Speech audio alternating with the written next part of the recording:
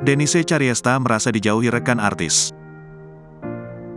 Denise Cariesta sedih. Ia merasa dimanfaatkan rekan artis untuk buat konten ketika namanya ramai diperbincangkan di media sosial karena kontroversinya.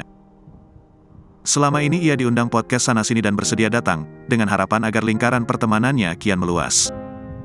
Namun, yang diharapkan Denise jauh panggang dari api. Tak seorang pun rekan artis datang ke perayaan ulang tahunnya ke-32, meski mereka sudah diundang.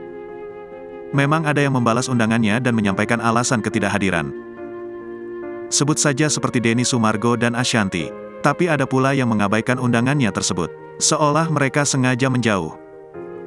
Padahal, Denise ingin rekan-rekan artis datang ke perayaan ulang tahunnya. Sebab, momen itu sangat istimewa bagi Denise karena dibarengi acara siraman 7 bulanan kehamilannya. Ia sangat kecewa, pada enggak tahu diri, kalau gue lagi ramai didekati, kalau nama gue lagi jelek aja dijauhi, keluh Denise Cariesta.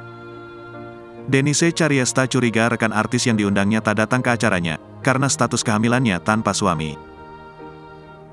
Kenyataan tersebut membuat Denise sadar bahwa tak semua orang bisa menerima kondisinya. Kalau sudah begini, Denise teringat satu sosok yang selama ini jadi sandaran, yaitu Mama.